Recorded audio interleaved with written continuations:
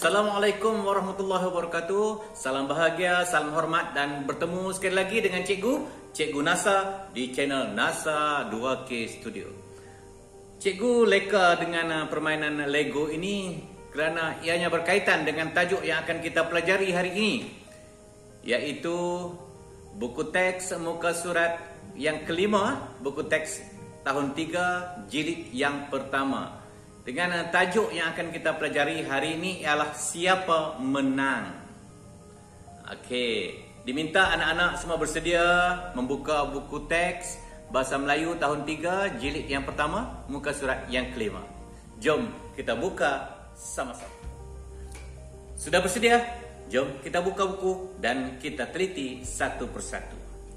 Pada akhir pembelajaran kali ini, cikgu berharap agar kamu dapat bercerita dengan menggunakan simpulan bahasa yang kita pelajari.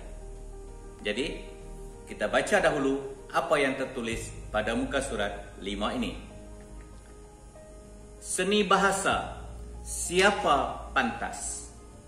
Nabila dan Nasri sedang beradu kepantasan membina bangunan dengan blok plastik. Mereka dibantu oleh ibu dan ayah. Wah, cepatnya abang. Kalau begitu, kemenangan tentu dalam tangan abang. Ya Nabila, mari kita menyiapkannya bersama-sama. Nabila, kamu masih ada peluang. Kamu jangan mudah putus asa. Betul Nabila, kamu ada bakat. Bangunan yang kamu bina sungguh menarik. Kita teruskan pembacaan kita. Ibu, ayah dan Nasri mengambil hati Nabila. Mereka mahu Nabila terus berusaha. Setelah mendengar kata-kata semangat daripada keluarganya, Nabila dengan hati wajah terus menyiapkan binaan bangunannya. Akhirnya, Nabila berjaya menyiapkan bangunannya. Dia berasa besar hati. Air muka Nabila sungguh ceria. Ibu dan ayah mengucapkan tahniah kepada Nasri dan Nabila. Mereka buah hati Encik Abdul Aziz dan Puan Zainab. Kamu perasan tak? Apabila kita membaca tadi, ada perkataan-perkataan yang diwarnakan dengan warna merah. Perkataan yang berwarna merah ini adalah simpulan bahasa.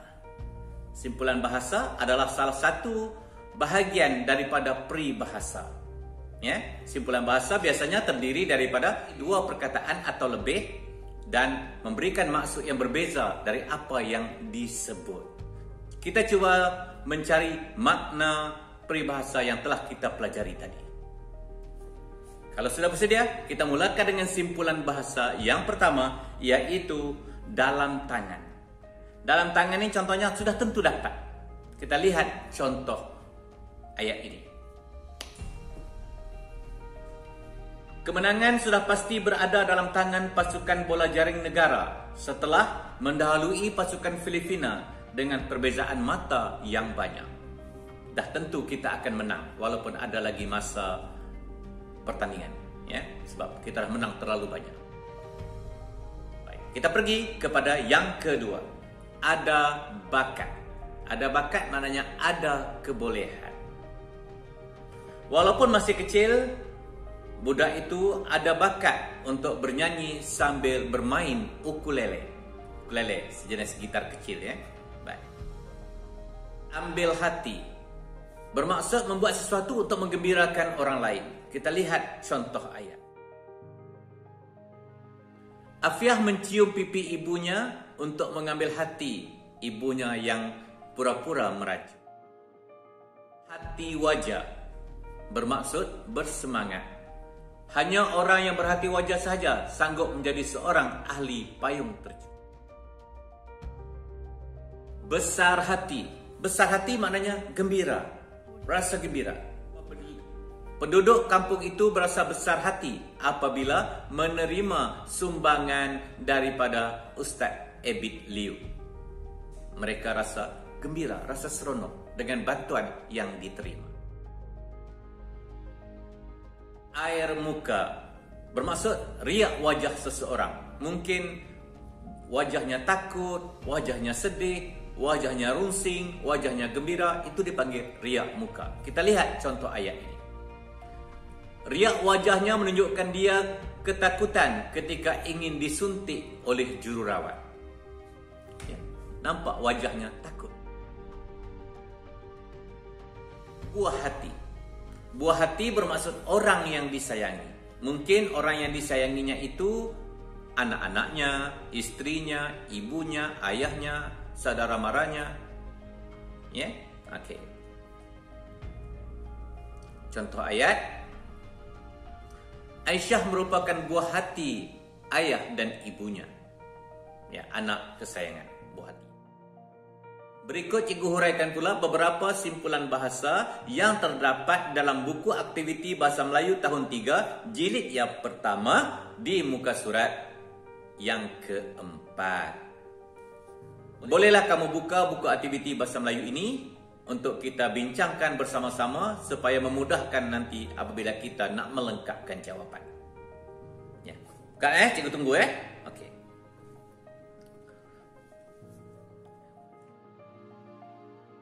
Isi hati bermaksud sesuatu yang terfikir di fikiran. Kita lihat contoh ayat yang cikgu akan berikan.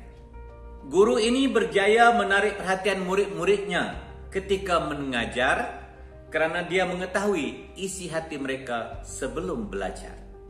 Dia tahu apa yang diingini oleh anak-anak muridnya.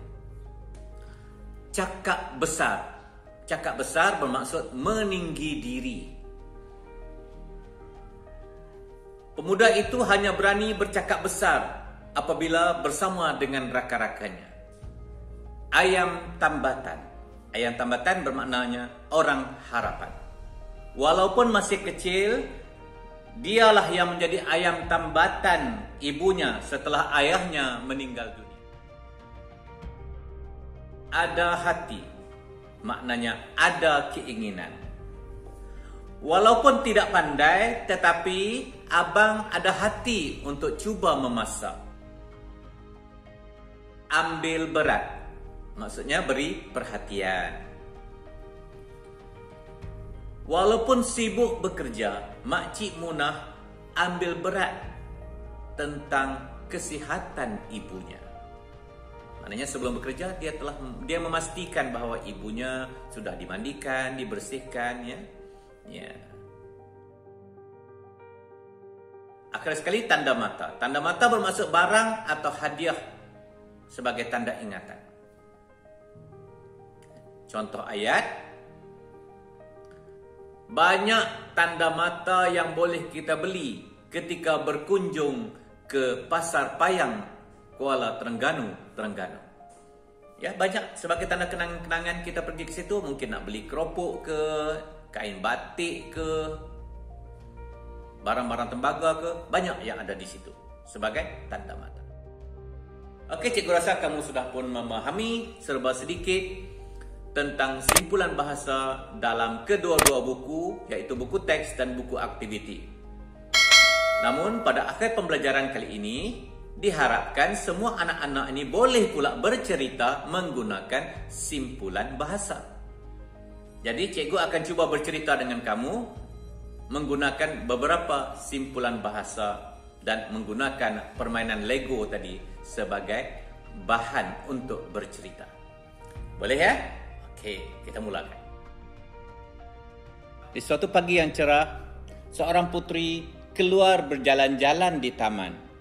Nama putri itu Putri Lisa. Dia berehat di bawah sebatang pokok. Putri Lisa menyanyi dengan gembira kerana dia ada bakat sebagai seorang penyanyi. Tidak lama kemudian, terdengar satu bunyi yang menakutkan. Tiba-tiba datanglah seekor raksasa. Raksasa itu sungguh menakutkan. Dia ada hati ingin memakan Putri Lisa itu. Putri Lisa menjerit, "Tolong, tolong, tolonglah saya." Pada ketika itu, terdapat sebuah helikopter tentera yang sedang membuat rondaan di kawasan itu. Tentera yang berada di dalam helikopter itu terlihat ada seekor raksasa yang cuba hendak memakan Putri Lisa. Mereka pun segera mendarat.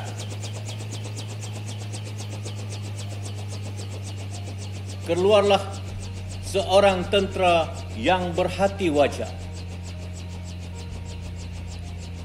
Dia terus melepaskan tembakan ke arah raksasa yang cuba mengganggu Puteri Lisa tadi. Raksasa itu terkena tembakan. Dia merasa sakit lalu terbang untuk melarikan diri. Puteri Lisa mengucapkan terima kasih kepada tentera yang telah menyelamatkannya.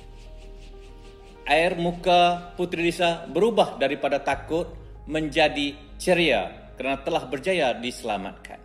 Sebagai tanda mata atas pertolongan yang diberikan oleh tentera tadi kepada Puteri Lisa, Puteri Lisa telah menghadiahkan sekuntum bunga kepada tentera itu.